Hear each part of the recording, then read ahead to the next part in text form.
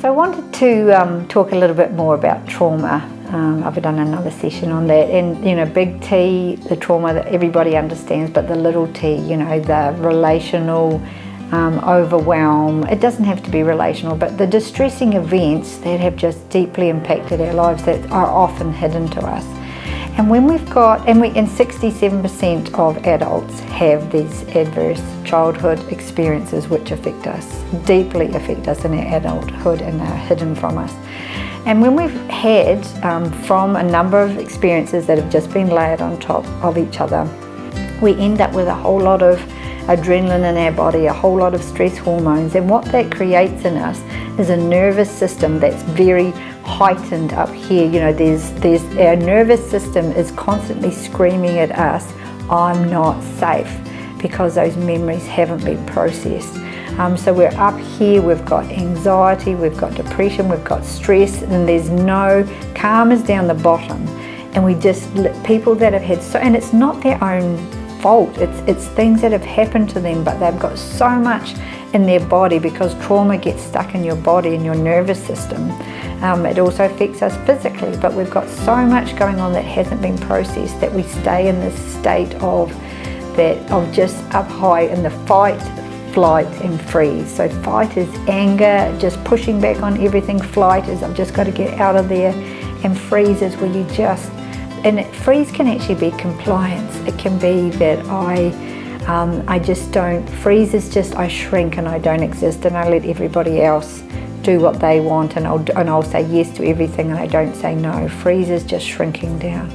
But when we've got a calm nervous system, when we haven't been overwhelmed with so much of these stress hormones and adrenaline in our life, we have a calm nervous system which is down the bottom. And when we're traveling along on calm, we can have a spike, like we can have a car accident, or we can have just a very small thing that makes us feel stressed, and we spike up towards that fight, flight and freeze.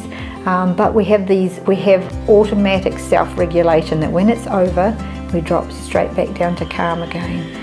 And so not necessarily straight back, but we come back to calm. We don't have to do anything to get back to calm. Our nervous system just goes, whew, it's over and I'm safe now. And we carry on in life.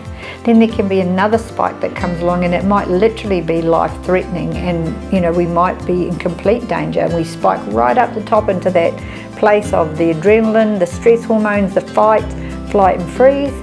But because our nervous system has been calm, we haven't had lots of overwhelm, it naturally self-regulates and we drop back down to calm and we carry on.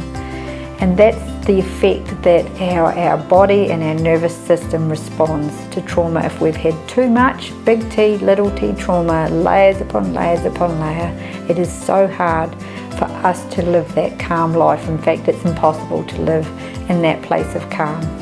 It's very hard to find the fruit of the Spirit that calm brings when our nervous system is just heightened and stressed and it's screaming at us, I'm not safe.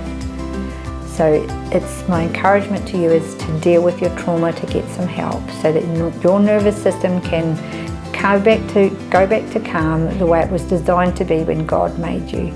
And that you can live a life that is so much more free than what you've got now if you're in that place of heightened anxiety, stress and depression. Thank you.